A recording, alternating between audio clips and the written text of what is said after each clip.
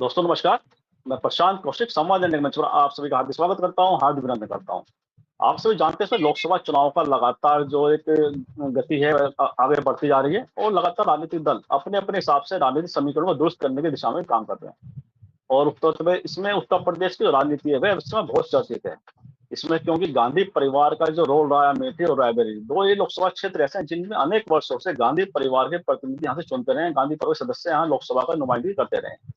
हालांकि पिछले लोकसभा चुनाव में 2019 में अमेठी में राहुल गांधी चुनाव में उन्हें शिकस्त मिली, लेकिन उसके बावजूद भी लगातार अमेठी क्षेत्र जो है वह गांधी परिवार के नाम से जाना जाता रहा है और राहुल गांधी की जो भविष्य की राजनीति है उसको लेकर भी तमाम तरह की चर्चाएं अमेठी से जोड़कर लोग देख रहे हैं।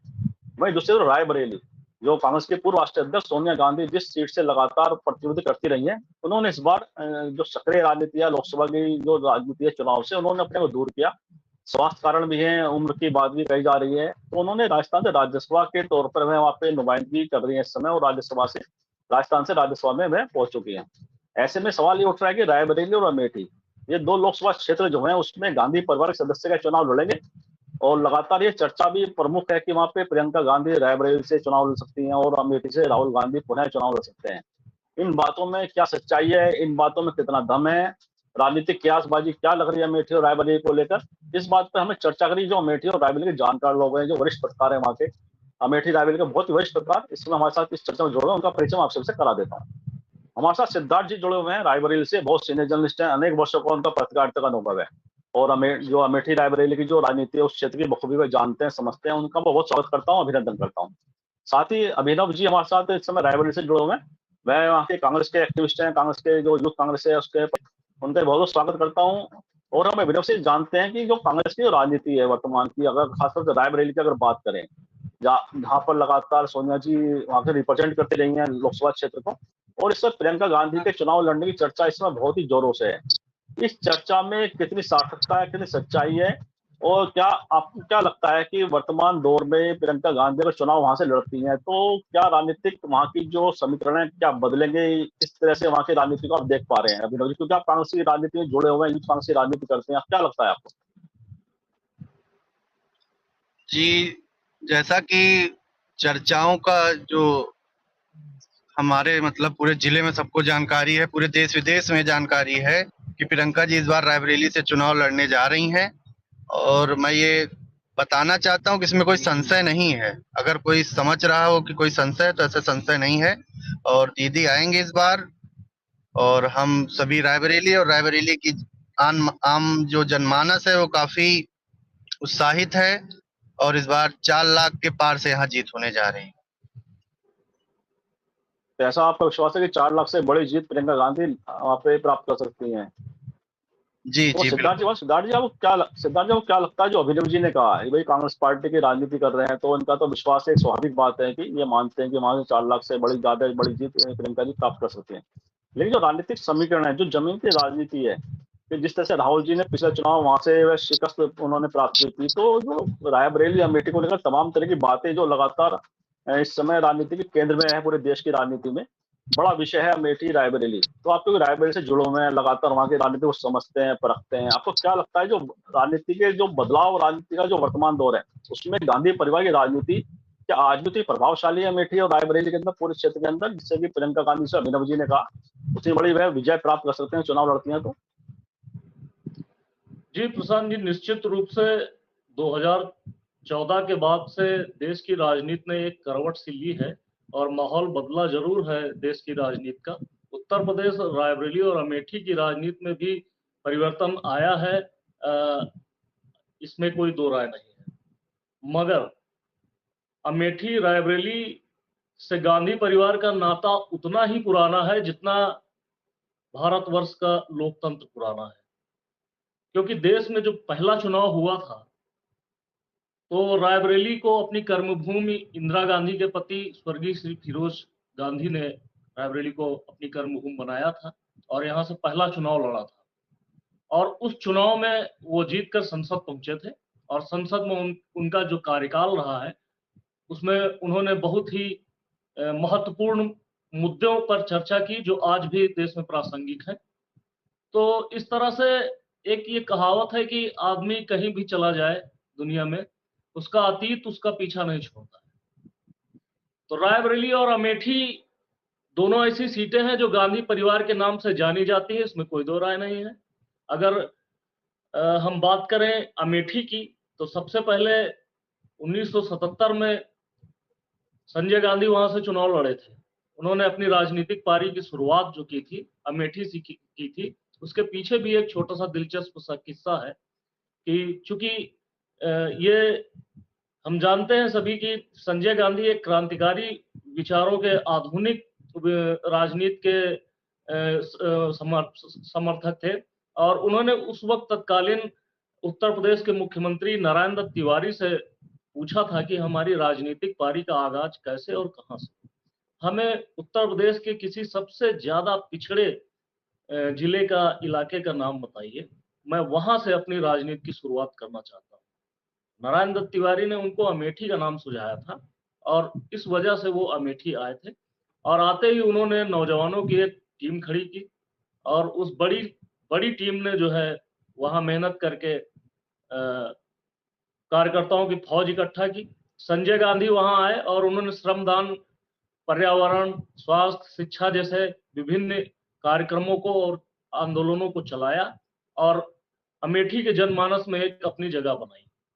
तो ये सिलसिला अमेठी से जो गांधी परिवार का शुरू हुआ, संजय गांधी से शुरू हुआ। संजय गांधी की आकस्मिक मौत के बाद फिर राजीव गांधी के बाद फिर जो है सोनिया गांधी ने बाद में उनकी विरासत संभाली, और इस तरह से सोनिया गांधी फिर रायबरेली आ गई, और राहुल गांधी की राजनीति का भी आगाज अमेठी से ही हुआ। तो इस तरह से हम देखते हैं कि अमेठी और रायबरेली आजादी के बाद से ही, पहले लोकतांत्रिक चुनाव के बाद से ही देश में पावर सेंटर के रूप में अगर जाने जाते हैं, तो इसके पीछे की वजह है गांधी परिवार का अमेठी और रायबरेली से चुनाव लड़ना। इसमें कोई दो राय नहीं होनी चाहिए। अब बात करते हैं कि वहां पर वर्तमान समय में सियासी समीकरण क्या है। अब देखिए कि स्मृति ईरानी को 2014 में भाजपा ने अमेठी का किला भेदने के लिए मैदान में उतारा था। वहां से कुमार विश्वास भी उस समय लड़ रहे थे। कुमार विश्वास एक अंतर्राष्ट्रीय स्तर के लोकप्रिय कवि हैं, उनको सुनने के लिए काफी भीड़ जुटती थी। तो वहां पे काफी पहले कुमार विश्वास ने डेरा डाल दिया था और एक राजनीतिक जमीन तैयार की थी। मगर उनकी जीत को लेकर अमेठी की जनता में जो संदेह था, उनकी पार्टी उस समय एकदम नई नवेली पार्टी हुआ करती थी, आम आदमी पार्टी। तो जनता ने जो किन्हीं कारणों से नाराज थी गांधी परिवार की कार्यशैली से, या कांग्रेस पार्टी के जो जनता से डिस्कनेक्ट था उसकी वजह से, तो उनका रुझान उस बार भाजपा की तरफ हुआ। और दूसरी ओर भाजपा में नरेंद्र मोदी जी के काफी करीबी मानी जाती हैं स्मृति ईरानी, तो उनके लिए जो है उत्तर प्रदेश सरकार ने साम दाम दंड भेद के साथ पूरा प्रशासनिक अमला और पूरे प्रदेश के सियासी दिग्गज किस तरह से उस सीट को जीता जाए, इसमें वो लग गए थे। और स्मृति ईरानी की राजनीतिक जमीन को जमाने के लिए जो भी जतन उनसे बन पड़ा, उन्होंने वो किया। हालांकि 2014 में भाजपा की ये मुहिम कामयाब नहीं हुई, और 2019 के चुनाव में जरूर अमेठी की जनता ने गांधी परिवार के इतने लंबे समय से जुड़ाव को, अपने इस रिश्ते को नकार कर स्मृति ईरानी को अमेठी से सांसद बनाकर दिल्ली भेजा। मगर अब फिर एक बार 2019 के बाद स्थितियां बदली हैं, देश की राजनीति में भी परिवर्तन की आहट सुनाई पड़ रही है।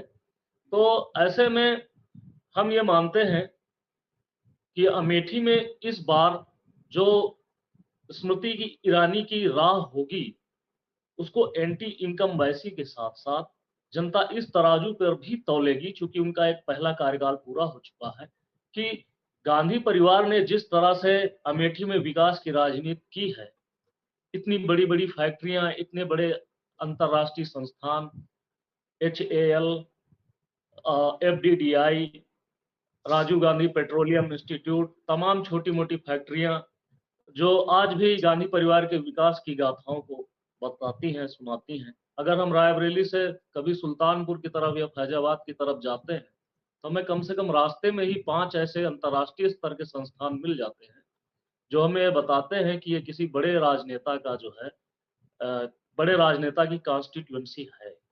क्योंकि इतने बड़े संस्थानों को एक पिछड़े से जिले में, एक छोटे से जिले में ला पाना किसी साधारण सांसद के बूते की बात नहीं है। तो अभी माहौल क्या है इस बारे में अभी धीरे-धीरे, अभी तो पहली बात है कि इशारा अब लगभग पक्का हो चुका है कि राहुल गांधी वहां से चुनाव लड़ेंगे, क्योंकि वहां उनके कार्यालय की साफ-सफाई हो रही है, रंग-रोगन हो रहा है, दरवाजे खोले जा रहे हैं, खिड़कियां साफ की जा रही हैं, रोशनदान से नई रोशनी की जो है आहट दिखाई पड़ रही है। अमेठी की जनता भी लगभग मान चुकी है कि राहुल गांधी वहां से चुनाव लड़ेंगे। अब देखिए राहुल गांधी वहां आते हैं, किस तरह से जो है अमेठी में उनका पदार्पण होता है, कैसा आगाज होता है, अमेठी किस तरह से अमेठी की जनता उनका स्वागत करती है, किस तरह से उनको लेती है। क्योंकि पिछले करीब 2 साल में अगर हम देखें तो राहुल गांधी की जो एक पप्पू की इमेज बनाई थी उनके विरोधियों ने, या खासकर भाजपा के निशाने पे वो ज्यादा रहे हैं, भाजपा आईटी सेल के। तो पप्पू की इमेज से तो निश्चित रूप से उनकी जो पिछले 2 साल की अगर हम गतिविधियों को देखें, राजनीतिक गतिविधियों को देखें, तो उससे उनकी छवि में निखार तो ज़रूर आया है। एक परिपक्व नेता के रूप में, एक संवेदनशील राजनेता के रूप में उनकी छवि निर्मित हुई है और निश्चित रूप से वो जो है उनकी जो भारत जोड़ो यात्रा थी, न्याय यात्रा थी, उसका उन्हें जी, जी, जी। भरपूर फायदा मिला है और एक अच्छी-सी पॉलिटिकल पर्सनैलिटी के रूप में उन्होंने अपने आप को डेवलप किया है। जी, जी। दूसरी ओर अगर रायबरेली की हम बात करें, तो रायबरेली में भी ये कयास लगाए जा रहे हैं कि वायनाड में 26 अप्रैल को वोटिंग हो जाएगी और हमारे सूत्रों से जो हमको जानकारी मिल रही है, कांग्रेस कार्यालय से और दिल्ली से हमारे जो सूत्र हैं कांग्रेस के, उनसे जो हमें इनपुट मिल रहा है, उसके आधार पर ये बताया जा रहा है कि 26 अप्रैल को वोटिंग के बीच में ही प्रियंका गांधी रायबरेली आ सकती है और वहीं से जो है चुनावी राजनीति का उनका आगाज हो जाएगा। वैसे तो प्रियंका गांधी 1999 से ही रायबरेली की राजनीति में सक्रिय रही हैं, संगठन की राजनीति में, और चुनाव प्रचार में वो लगातार आती रहती हैं और 1999 से ही जो है रायबरेली की आवाम, रायबरेली का जनमानस, रायबरेली की कांग्रेस पार्टी के कार्यकर्ता और पदाधिकारी उनको बखूबी उनसे परिचित हैं। अब वो आती हैं तो देखते हैं रायबरेली की जनता उनका कैसा स्वागत करती है और उनको लेकर क्या उत्साह रहेगा। जी। जी, बिल्कुल ठीक कहा आपने कि जो आने वाले समय बताएगा कि किस तरह से राहुल गांधी और प्रियंका गांधी की जो वहाँ की लोकप्रियता है अमेठी रायबरेली में, निश्चित रूप से वह और वर्तमान दौर में कितनी उसमें होता है, किस तरह से वहाँ के जो क्षेत्रवासी किस तरह से उनका रेस्पॉन्स देते हैं। वो सुनील शुक्ला जी बहुत सीनियर जर्नलिस्ट हैं, मैं उनका स्वागत करता हूँ, अभिनंदन करता हूँ, जुड़ गए हमारे साथ और इलाहाबाद से आते हैं। और जैसे कि आपने सुना सुनील जी, इसके अमेठी और रायबरेली के बारे में जो वहाँ के स्थानीय पत्रकार हैं और जो निवासी हैं, उन्होंने बताया किस तरह से वहाँ पे लोगों में एक राहुल जी और प्रियंका गांधी को लेकर तमाम तरह की जिस तरह की अपेक्षाएं, वह कहीं ना कहीं उन्होंने बताया कि किस तरह से डेवलपमेंट की बात बताई, जैसे सिद्धार्थ जी ने किस तरह का डेवलपमेंट वहाँ रहा है। अब क्या लगता है कि जो चुनौतियां हैं गांधी परिवार के सामने इस समय, और अमेठी और रायबरेली खासतौर से उनके लिए प्रतिष्ठा का विषय हमेशा रहा है, और पिछले लोकसभा चुनाव की तुलना में वर्तमान दौर में आप किस तरह से उनकी चुनौती को अमेठी रायबरेली में देख पाते हैं, और किस तरह से वह की राजनीति का जो अमेठी रायबरेली हमेशा केंद्र बिंदु रही है गांधी परिवार की, उसको लेकर आप किस तरह से सोचते हैं, क्या समझते हैं? धन्यवाद प्रशांत जी। अमेठी और रायबरेली दोनों सीटें कांग्रेस के लिए बहुत महत्वपूर्ण है कि कांग्रेस ने इसको बड़े जतन के साथ संभाल के रखा। एक अलग तरह का लगाव लोगों का, वहाँ के लोगों का भी कांग्रेस के नेताओं के साथ है और सोनिया गांधी लगातार वहाँ से चुनाव जीतती रही, कभी चुनाव हारी नहीं। अमेठी में भी राहुल गांधी ने जबरदस्त राजनीतिक प्रदर्शन किया और जो 2019 का चुनाव उनका था उसको मैं निजी तौर पर जनता के द्वारा या लोकप्रियता की कोई कमी में नहीं मानता। मैं मानता ये हूँ कि वो चुनावी प्रबंधन, कांग्रेस का चुनावी प्रबंधन भी असफल हुआ। कोई राहुल गांधी की लोकप्रियता खत्म हो गई या घट गई या लोगों ने उनको अस्वीकार कर दिया, ऐसा मैं नहीं समझता। आज स्थिति यह है कि अगर गांधी परिवार अमेठी या रायबरेली से चुनाव नहीं लड़ता, तो वह इंडिया दल समूह को बैकफुट पर डालेगा। वो अपने कार्यकर्ताओं, नेताओं और संगठन के लोगों ने पूरा इंडिया दल समूह के ऊपर इसका असर पड़ेगा।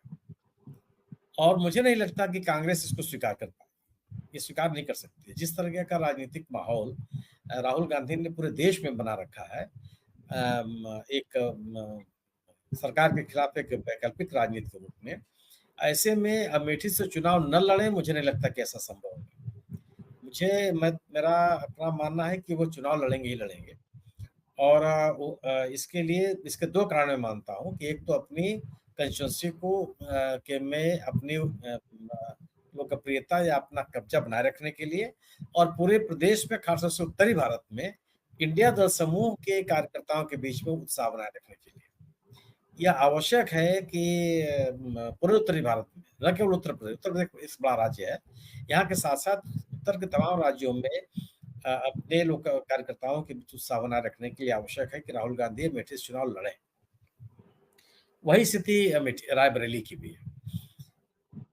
रायबरेली भी कोई प्रियंका गांधी के लिए बहुत अनजान सा शहर नहीं है, अनजान सा क्षेत्र नहीं है।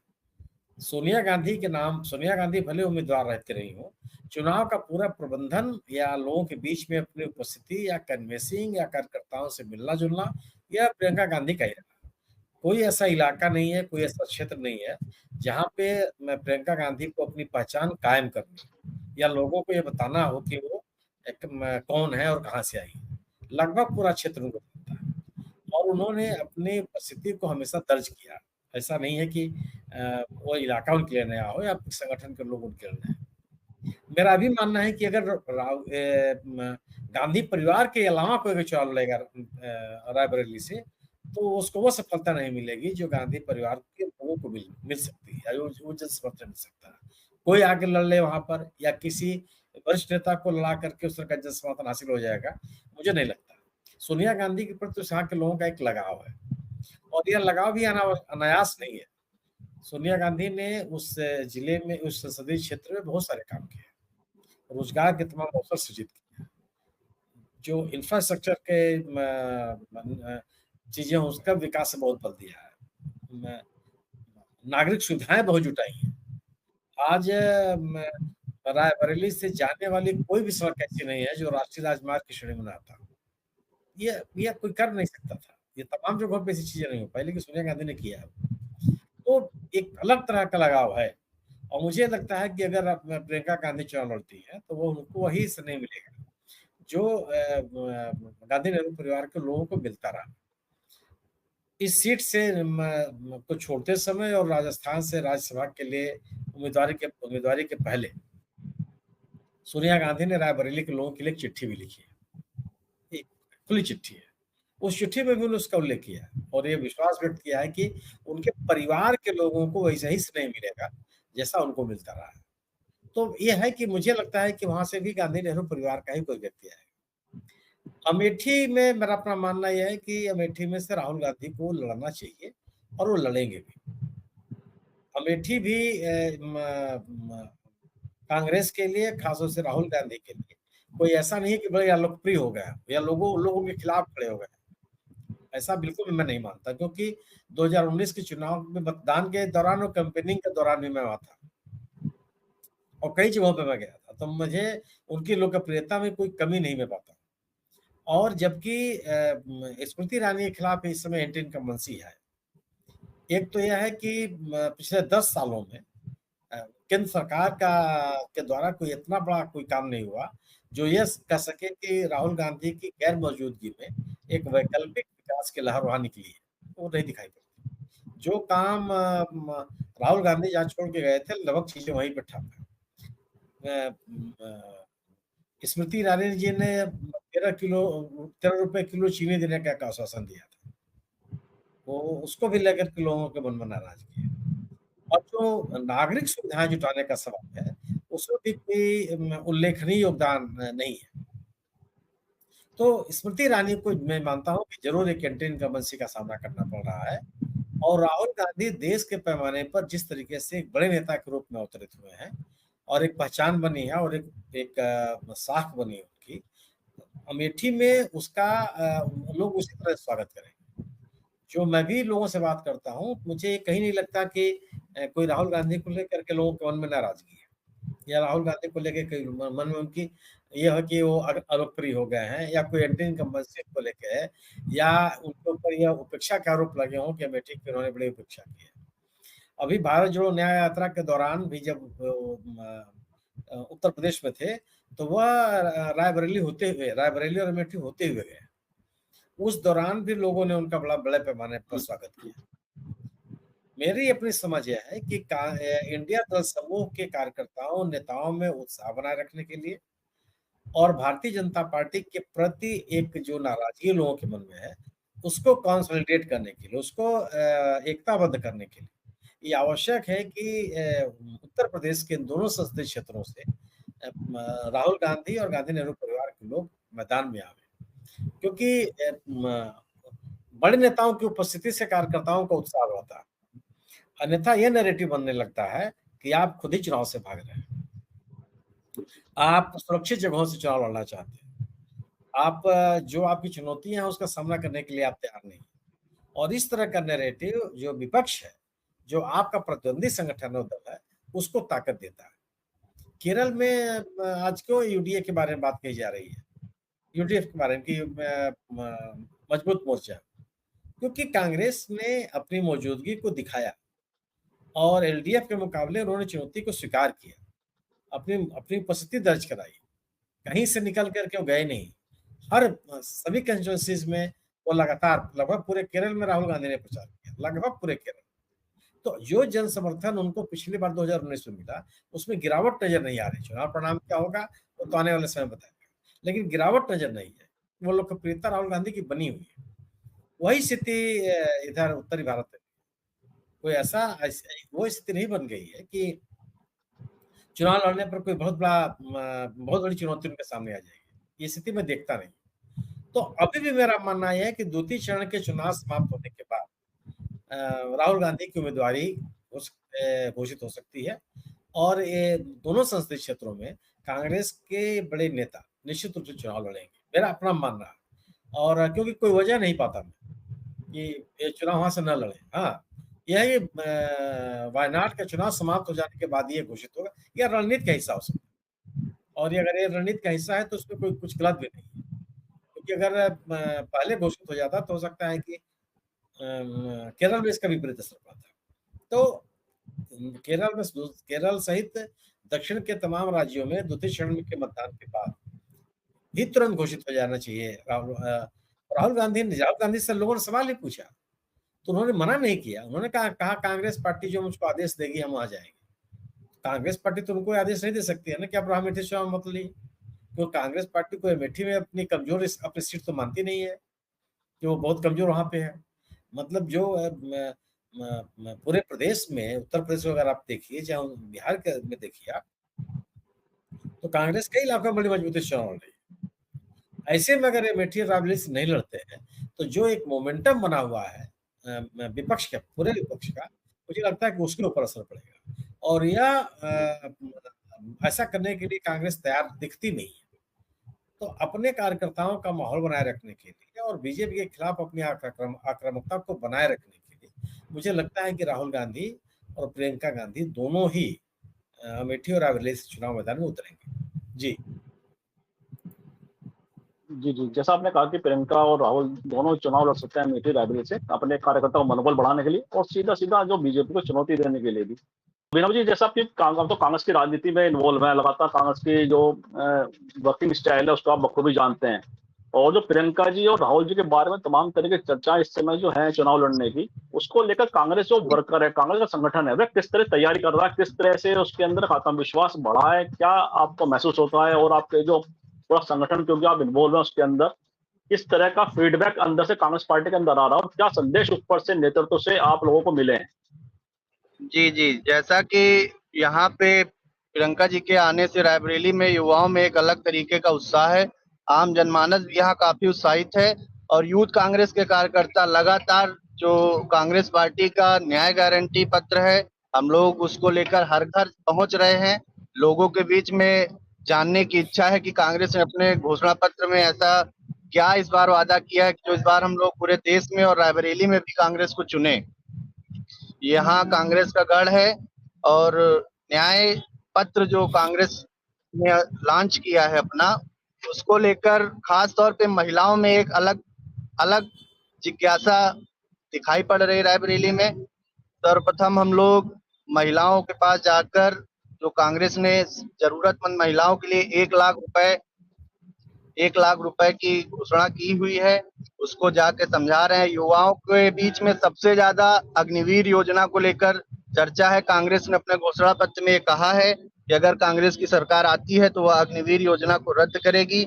ऐसे तमाम मुद्दों को लेकर हम जनता के बीच में जा रहे हैं और यह रायबरेली जो है यह गांधी परिवार का घर है और घर के लोग काफी उत्साहित हैं और पूरी तरीके से एकदम तैयार हैं। इस बार 20 मई को ऐतिहासिक वोट के साथ हम इस बार लड़ने जा रहे हैं। जी जी, जैसा आपने कहा कि कांग्रेस कार्यकर्ताओं में उत्साह है और लगातार आप अपने बताया कि जिस तरह की रणनीति का आप कांग्रेस पार्टी काम कर रही है, लगातार लोगों के बीच जाकर कांग्रेस मैनिफेस्टो के बारे में बता रही है। तो मैं सिद्धार्थ जी को जी। सिद्धार्थ जी, आपको क्या लगता है कि एक तो जो स्मृति ईरानी के बारे में, उनके जो व्यवहार के बारे में बहुत सारी बातें वहां से कही जाती हैं, और पिछले दिनों एक जो वीडियो था कि अमेठी में एक पत्रकार ने जब उनसे क्वेश्चन किया था तो उन्होंने उसको कहीं न कहीं धमकाने के अंदाज में कहा था कि आपके मैं संस्थान के मालिक उनसे बात करेंगे, कंप्लेन करेंगे। तो इस तरह का जो फीडबैक वहाँ पे क्या निकल के आता लोगों का उनके व्यवहार को लेकर, और साथ ही सोनिया जी के, क्योंकि रायबरेली से एक बड़ा भावनात्मक संबंध इस पूरे क्षेत्र में गांधी परिवार का रहा है। जिस तरह से स्मृति ईरानी सीधा-सीधा गांधी परिवार को टारगेट पे अपने रखती हैं, लगातार उन पे हमला करती हैं, चाहे सोनिया जी को लेकर हो या राहुल जी के प्रति, तो वह लगातार बोलती रहती हैं। तो ऐसे में क्या वहाँ के लोगों की मानसिकता किस तरह से अपना प्रदर्शित करते हैं लोगों के व्यवहार में? क्या ये बातें निकल के आती हैं स्मृति ईरानी का और गांधी परिवार के बीच जो तल्खियाँ हैं, उसको लेकर भी क्या चर्चाएँ वहाँ पे होती हैं? किस तरह का फीडबैक आप देख पाते हैं? किस तरह की आप अनुभव कर पाते हैं इस चीज़ को लेकर? देखिए प्रशांत जी, स्मृति ईरानी की जहां आप बात कर रहे हैं, तो मेरी जो अमेठी की यात्रा के दौरान लोगों से बातचीत हुई है, वहां के नागरिकों से, वोटरों से और या रायबरेली के भी लोगों से, तो स्मृति ईरानी की पूरी राजनीति की बुनियाद ही केवल गांधी परिवार के विरोध, उनके खिलाफ प्रोपोगंडा करने, आरोप प्रत्यारोप लगाने तक ही सीमित है। अमेठी की जनता हो या चाहे उत्तर प्रदेश की जनता हो या देश की कोई जनता हो, उनको कोई गंभीर राजनेता या परिपक्व राजनेता के तौर पर अभी उनकी जो है एक छवि बन नहीं पाई। क्योंकि अगर उनके हम उपलब्धियों के बारे में अगर देखें कि स्मृति ईरानी का जो संसदीय राजनीति का इतिहास है या उनका पहला कार्यकाल लोकसभा सांसद के रूप में है, उसमें कोई ऐसी उपलब्धि नहीं है, ऐसा कोई मुद्दा उन्होंने नहीं उठाया है जो जनहित का बहुत बड़ा मुद्दा हो या कोई राजनीति से संबंधित कोई ऐसी समाज से संबंधित कोई उपलब्धि हो। उनकी पूरी की पूरी राजनीति की बुनियाद ही गांधी परिवार के खिलाफ केवल आरोप लगाने, प्रोपोगंडा करने और उनके खिलाफ जो है कटाक्ष करने तक ही सीमित है। उनको खासकर भाजपा के हाईकमान ने अमेठी भेजा ही इसलिए है कि अमेठी और रायबरेली में जो है गांधी परिवार के जो सदस्य चुनाव लड़े उनको उलझाए रखे, उनके खिलाफ एक माहौल बनाए अपनी बातों से, अपने कटाक्षों से। तो उनके बयानों के जो तीर हैं वो उससे गांधी परिवार के खिलाफ एक चर्चा का माहौल बना रहे, भाजपा वहां पर जिंदा रहे। तो अमेठी की जनता हो या रायबरेली की जनता हो या उत्तर प्रदेश की राजनीति या देश की राजनीति में स्मृति ईरानी को एक गंभीर या परिपक्व राजनेता के रूप में अभी मुझे नहीं लगता है, अभी उनको साबित करने में बहुत वक्त लगेगा। दूसरी ओर अभी हमारे सुनील सर ने एक बहुत महत्वपूर्ण बात कही, शायद आपने उसको नोट किया होगा। उन्होंने कहा कि 2019 का जो चुनाव है वो राहुल गांधी, ऐसा नहीं है कि उनकी लोकप्रियता कम हो गई इस वजह से हारे या अमेठी की जनता उनको वोट नहीं देना चाहती थी। दरअसल ये राहुल गांधी की जो टीम है अमेठी में और कांग्रेस के जो कार्यकर्ता, पदाधिकारी या जिला कमेटी है, उसका चुनावी कुप्रबंधन था कि राहुल गांधी वहां से चुनाव हार गए। क्योंकि आप देखिए कि देश की राजनीति आज रॉकेट युग में चल रही है। भाजपा ने खासकर देश की राजनीति को बदलने में बड़ा अहम योगदान दिया है। इसमें इस बात को तो मानना पड़ेगा कि जो राजनीति बैलगाड़ी युग में चल रही थी उसको वो रॉकेट युग में लेकर आए। उन्होंने सोशल मीडिया का बहुत अच्छा उपयोग किया। सोशल मीडिया के उनकी आईटी सेल बहुत मजबूत है। उनके बूथ प्रभारी, उनके पन्ना प्रभारी वोटर को निकालने में, वोटर को जोड़ने में बहुत सक्षम है। लगातार मेहनत हो रही है। सत्ता में रहते हुए उनके जो लोग हैं, चाहे उनके मंत्री हो, चाहे स्मृति ईरानी हो, चाहे उनके जिला कमेटी हो या प्रदेश कमेटी हो, सारे नेता सत्ता में होने के बावजूद भी जितनी मेहनत कर रहे हैं वोटर को साधने में, सियासी समीकरण साधने में, जातीय समीकरण साधने में और प्रशासनिक मशीनरी का कैसा भरपूर उपयोग किया जा सके चुनाव लड़ने के लिए, चुनाव जीतने के लिए, इस बात को लेकर उनमें रोज लगातार चर्चा होती है, समीक्षा बैठकें उनकी होती हैं और किस तरह से बूथ को जीतना है इस पे चर्चा होती रहती है। दूसरी ओर अगर हम कांग्रेस की बात करें तो कांग्रेस की चुनावी राजनीति केवल इसी बात पर टिकी हुई है कि गांधी परिवार से कोई आएगा और गांधी परिवार के सदस्य के ग्लैमर के दम पर जनता उनके पुराने रिश्तों को, पीढ़ियों के रिश्तों को याद करेगी और याद करके उन्हीं के ग्लैमर के दम पर वोट दे देगी। अब देखिए रायबरेली की जहां तक मैं बात करूं तो रायबरेली में भी यही हाल है। रायबरेली में भी केवल इस बात का गांधी परिवार को फायदा मिल रहा है। जो मैं सीधी बात करता हूं, क्योंकि रायबरेली के लोगों से लगातार चर्चा होती रहती है, मैं घूमता रहता हूं जनपद में, तो बुद्धिजीवियों से, पत्रकारों से, सामाजिक कार्यकर्ताओं से, किसान, छात्र, मजदूर, महिलाओं से बात होती रहती है। तो उनका ये कहना है कि गांधी परिवार को हम सिर्फ इसलिए वोट देते हैं कि गांधी परिवार के किसी सदस्य के लिए सांसद बनना चुटकियों का काम, वो सीधे हाईकमान है कांग्रेस की, उनके लिए बहुत कोई मायने नहीं रखता। ये रायबरेली की जनता अगर उन्हें चुनाव जिताकर भेजेगी तभी वो सांसद बनेंगे। उनके लिए तो पूरे देश में किसी भी सीट से वो लड़ जाएंगे, साउथ की किसी भी सीट से लड़ जाएंगे या कोई सुरक्षित सीट खोज लेंगे, वहां से चुनाव लड़ जाएंगे, सांसद बनकर पहुंच जाएंगे। उसमें भी कोई दिक्कत आएगी तो राज्यसभा से वो किसी राज्य से पहुंच जाएंगे। रायबरेली की जनता को जो विकास की सौगातें गांधी परिवार ने दी है, सोनिया गांधी ने दी है, आज रायबरेली में आप देखिए कि राष्ट्रीय स्तर के और अंतरराष्ट्रीय स्तर के तमाम संस्थान, चाहे शैक्षणिक संस्थान हो, चाहे वो इंडस्ट्रियां हो, आप देखिए विश्व स्तरीय रेल कोच पहिया कारखाना, रेल कोच फैक्ट्री, एम्स की सौगात दी रायबरेली जैसे जिले को, जिसकी तमाम सुविधाओं को, डॉक्टरों को उसके बेड तक गोरखपुर के एम्स में शिफ्ट करा दिया गया। रायबरेली की जनता इस बात को भी नोट की है कि हमारे लिए जो सुविधाएं आई थी वो शासन प्रशासन ने, सरकार के जिम्मेदार लोगों ने किस तरह से गोरखपुर एम्स ले जाने का काम किया, इस बात को भी रायबरेली की जनता देख रही है। और पिछले 10 वर्षों में यूपीए की सरकार तो थी नहीं, भाजपा की जो सरकार है केंद्र में, उसने 10 वर्षों में रायबरेली और अमेठी के लिए क्या किया। यहाँ के जो नेता चुनाव लड़ने के उत्सुक हैं, उन्होंने दिल्ली जाकर रायबरेली के हक के लिए क्या लड़ाई लड़ी, किस तरह की सौगातें लाने में कामयाब हुए, क्या किसी तरीके का निवेश रायबरेली में हुआ, क्या कोई बड़ी फैक्ट्री, इंसुलरी, शैक्षणिक संस्थान, यूनिवर्सिटी आई, या सोनिया गांधी जो विकास के कार्यों को छोड़कर गई थी उसमें कोई इजाफा हुआ। देखिए ये तो हर ग्राहक देखता है कि कौन व्यक्ति कैसा माल बेच रहा है। अगर एक व्यक्ति अपना माल बेच रहा है और दूसरा उससे अच्छा माल कम कीमत पर बेच रहा है, तभी ग्राहक जो है उस दूसरे आदमी का माल खरीदेगा। तो जनता इस बार होशियार है, वो ये देख रही है कि किससे हमें फायदा है। रायबरेली की सड़कों को अगर आप देखें तो चारों तरफ से नेशनल हाईवे से वो जुड़ी हुई है, कोई भी ऐसी सड़क नहीं है। तो रायबरेली में रायबरेली की जनता ये जरूर देख रही है इस बार कि एक नॉर्मल सांसद हमें क्या दे सकता है, और गांधी परिवार का अगर कोई व्यक्ति सांसद बनकर पहुंचता है तो रायबरेली के लिए वो क्या कर सकता है। इस बात को कसौटी पर रख के यहाँ की जनता वोट देने जा रही है। और मुझे लगता है कि युवाओं में और कुछ एक ऐसा भी वर्ग है जिसमें इस बात को लेकर नाराजगी है कि सोनिया गांधी क्षेत्र में नहीं आती हैं, और रायबरेली की जनता अगर कोई बात गांधी परिवार तक पहुंचाना चाहे या कांग्रेस हाईकमान तक पहुंचाना चाहे तो वो जो है पहुंचाने का उसके पास कोई माध्यम नहीं, क्योंकि सांसद प्रतिनिधि किशोरीलाल शर्मा ही एक माध्यम है जो रायबरेली की जनता की बात को शायद सोनिया गांधी तक हाईकमान तक पहुंचा सकते हैं, लेकिन उनकी उपलब्धता भी बहुत ज्यादा रायबरेली में नहीं होती है।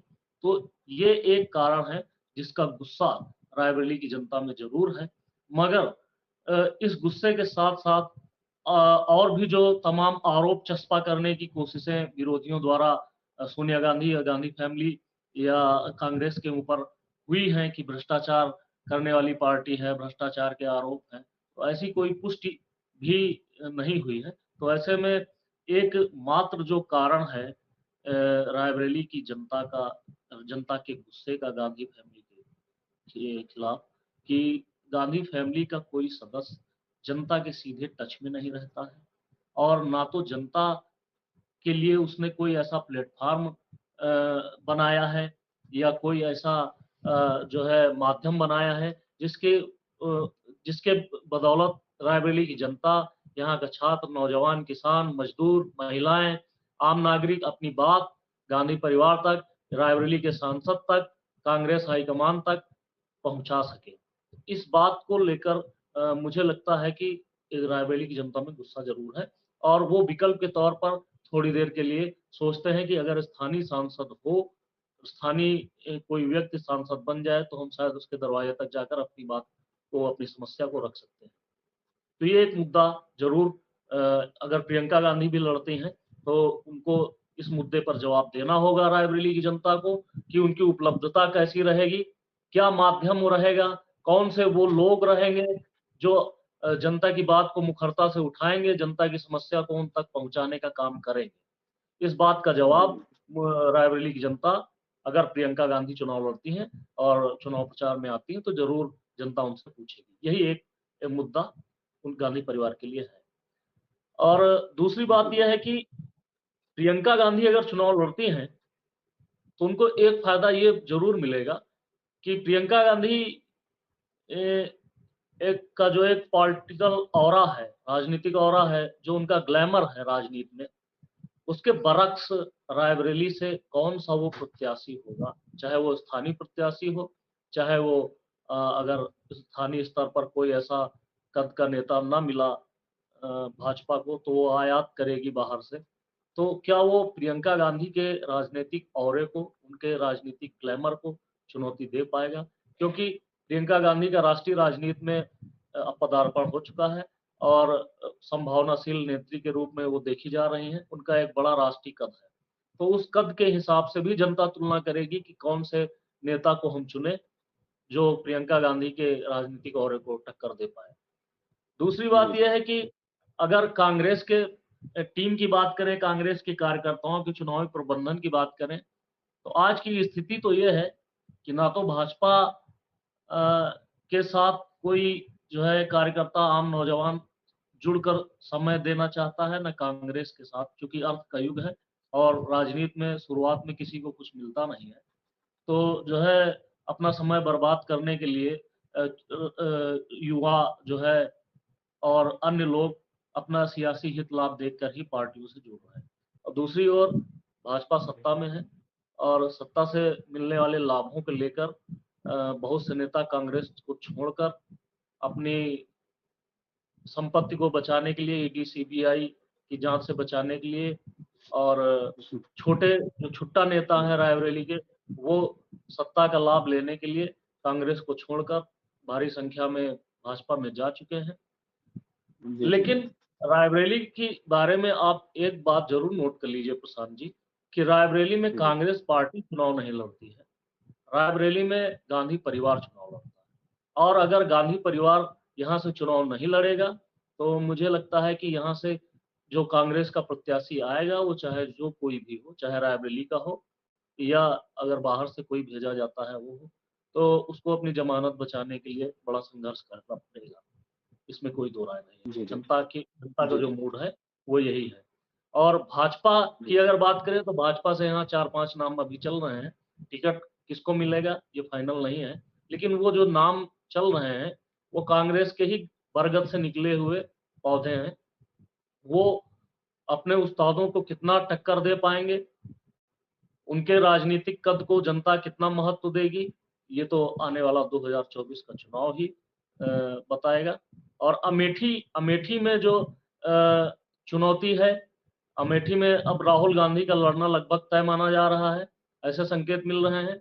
अमेठी में भी जी। कांग्रेस का वही हाल है। वहां सांसद निधि को ठिकाने लगाने तक, उससे लाभ लेने तक ही वहां के पार्टी के कार्यकर्ता, पदाधिकारी और राहुल गांधी की टीम के लोग जो है सीमित थे।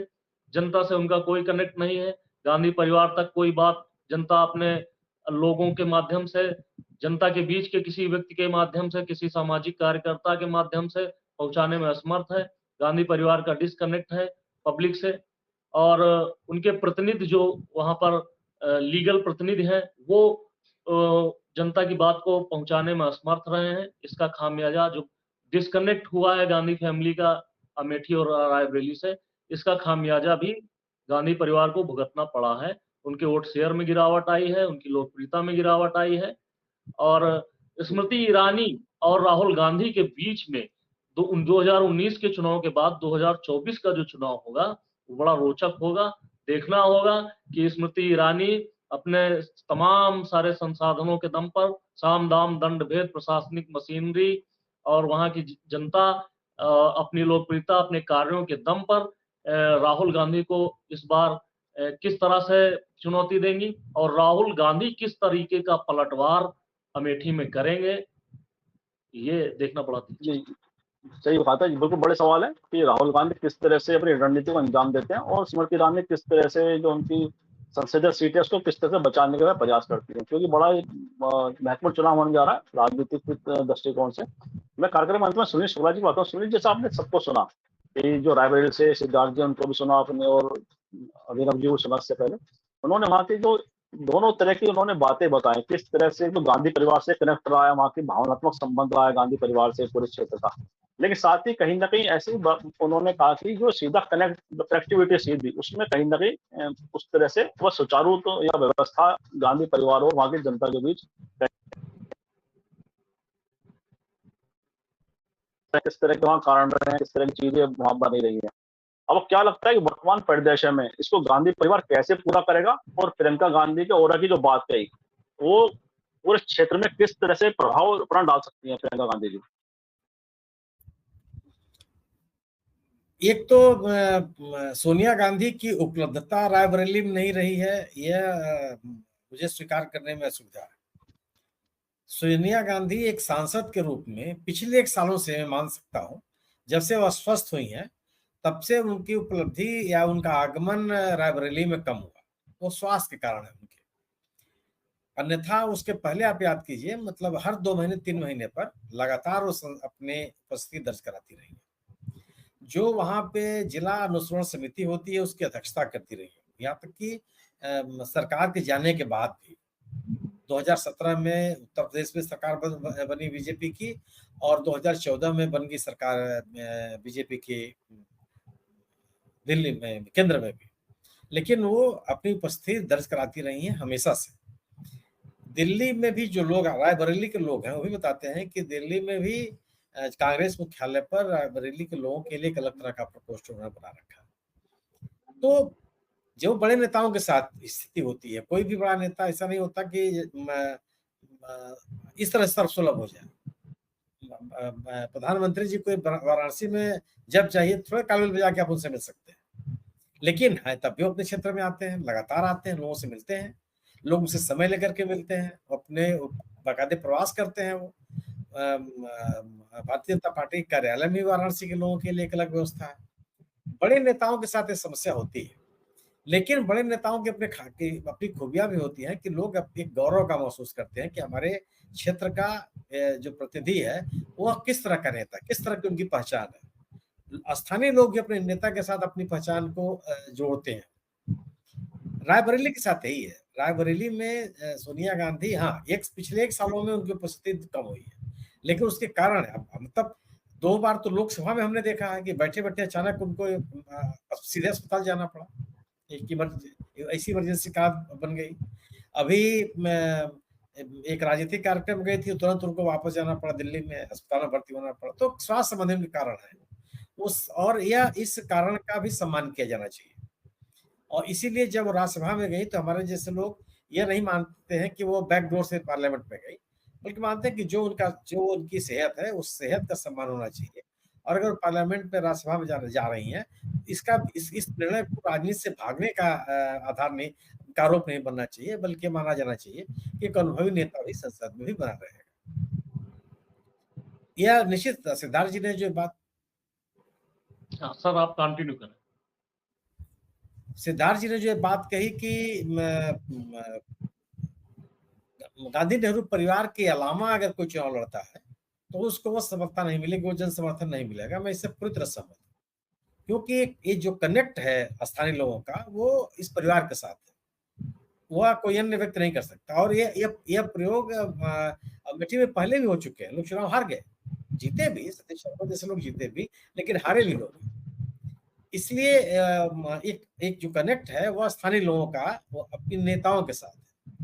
दूसरी चीज कि भारतीय जनता पार्टी कोई स्थानीय लीडरशिप डेवलप नहीं कर पाई अभी भी रायबरेली में और अमेठी में।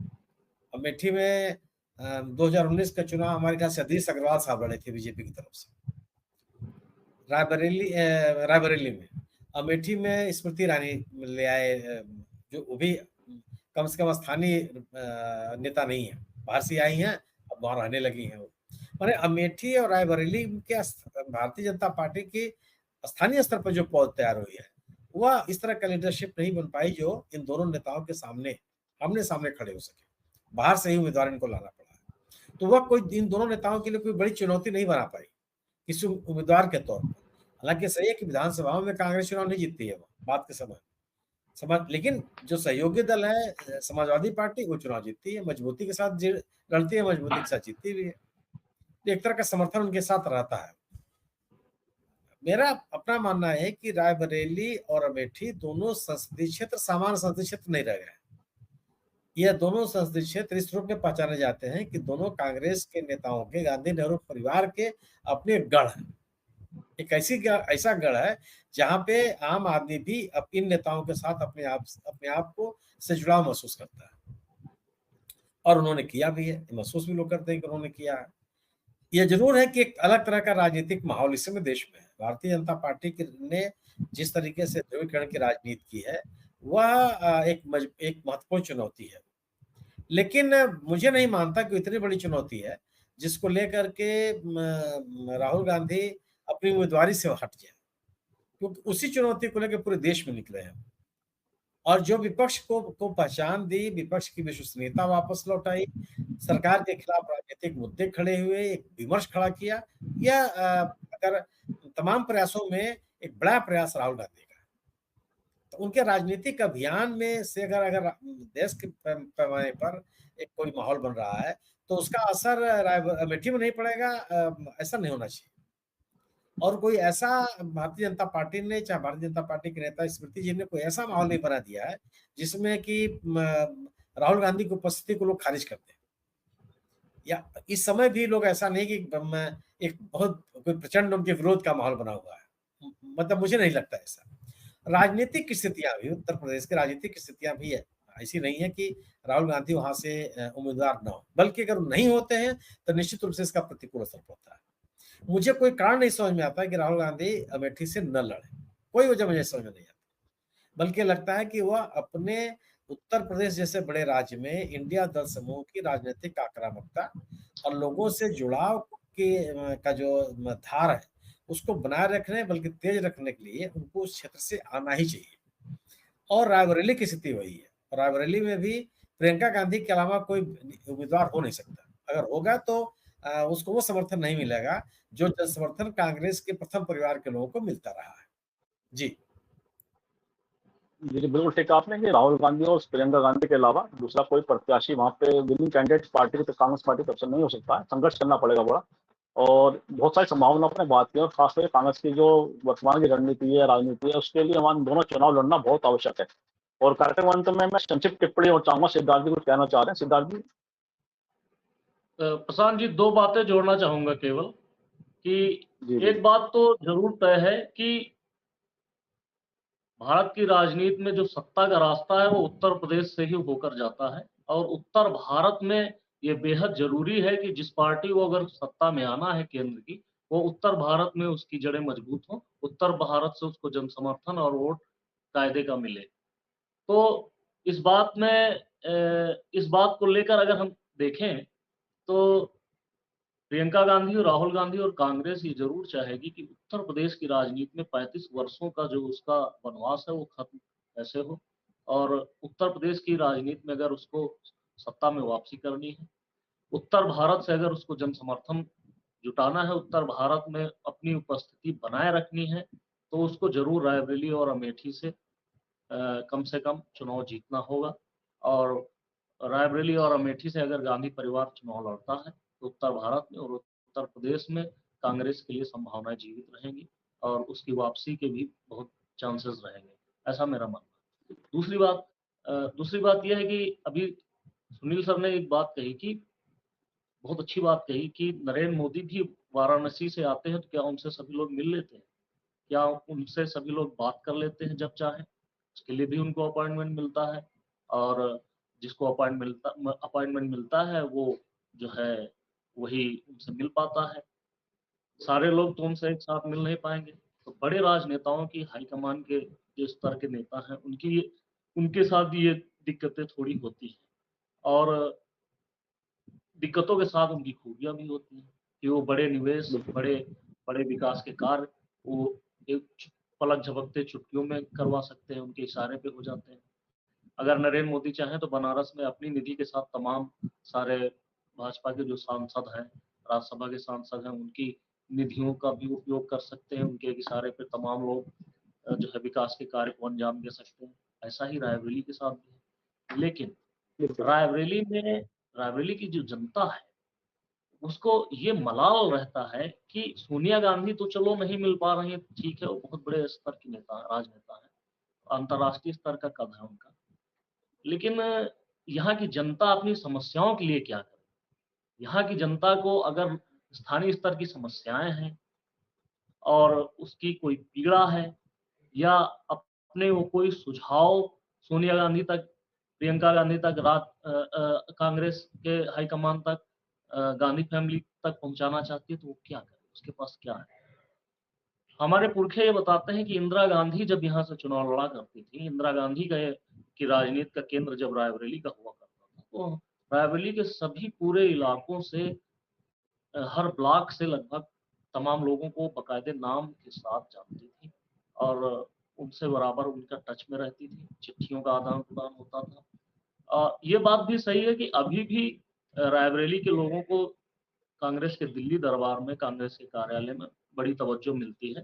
रायबरेली के लोगों का काम जो होता है वो प्राथमिकता के साथ होता है, मगर गांधी परिवार को बदलती हुई राजनीति के साथ अगर अपडेट होना है तो उसको निश्चित तौर पर कुछ ऐसे अपने प्रतिनिधियों को सामने लाना पड़ेगा जो जनता की स्थानीय स्तर की समस्याओं का निराकरण समय समय पर करवाते रहें, और जनता का जो फीडबैक है, जनता के जो सुझाव हैं, उनकी समस्याएं हैं, उनको रायबरेली के सांसद तक, गांधी परिवार तक, कांग्रेस हाईकमान तक पहुंचाने का काम कर सकें। ऐसे कुछ लोगों को, ऐसे अपने कुछ प्रतिनिधियों को उनको जिम्मेदारी जरूर देनी पड़ेगी। जैसे नरेंद्र मोदी की अगर हम बात करें तो ट्विटर पर बड़े एक्टिव रहते हैं, तमाम सूचनाएं, तमाम संवाद का जो उनसे कार्यक्रम है ट्विटर पर भी हो जाता है, अक्सर हम देखते रहते हैं। उनके लिए पीएमओ का एक पेज है जिसमें सीधे आप पीएमओ को लिख सकते हैं पीएमओ को और नरेंद्र मोदी को अगर कोई चिट्ठी आप भेजते हैं तो उसका फीडबैक भी आपको मिलेगा। तमाम तरीके के ऐप ऐसे हैं, नमो ऐप, सरल ऐप, जिसपे नरेंद्र मोदी जनता से टच में रहते हैं। तो अगर कांग्रेस को बदलती हुई राजनीति के साथ कदम ताल मिलानी है, उसको भी टेक्नोलॉजी का ही चाहे सहारा लेना पड़े, या उसको रायबरेली में कुछ अपने ऐसे एनर्जेटिक और सकारात्मक सोच वाले तेज जनप्रतिनिधियों की और अपने प्रतिनिधियों की एक जो है श्रृंखला खड़ी करनी पड़ेगी। बिल्कुल। इसका आपने कि कहीं न कहीं कांग्रेस को लगातार कनेक्टिविटी का और मजबूत करना पड़ेगा, जिससे कि उनके साथ जो वर्कर का कनेक्शन है वह और मजबूत हो सके। इन्हीं शब्दों से आगे चर्चा को विराम दे देते हैं, और जिस तरह से आपने सिद्धार्थ जी ने, अभिनव जी ने और खासतौर सुनील शुक्ला जी ने, सभी ने अपने पूरे विषय का विश्लेषण किया है। मुझे विश्वास है हमारी चर्चा जरूर पसंद आई, और अमेठी रायबरेली जो राजनीति है, जो परिदृश्य वहाँ का, उसको भी हम बखूबी समझ पाएंगे। और इन शब्दों से आज की चर्चा को विराम दे देते हैं, और मैं सिद्धार्थ जी का, अभिनव जी का, सुनील जी का बहुत बहुत आभार और धन्यवाद व्यक्त करता हूँ, जिन्होंने अपने शेड्यूल में से हमारे विषय का समय निकाला। बहुत बहुत धन्यवाद। और मैं आपसे बस आग्रह करता हूँ, इस वीडियो को लाइक करें, शेयर करें, कमेंट करें, साथ ही संबंधित इंडिया चैनल को सब्सक्राइब बेल आइकन जरूर दबाएं, जिससे संवाद इंडिया अपडेट आपको समय से मिलते रहे। आपसे बहुत बहुत धन्यवाद, बहुत बहुत अभिवादन।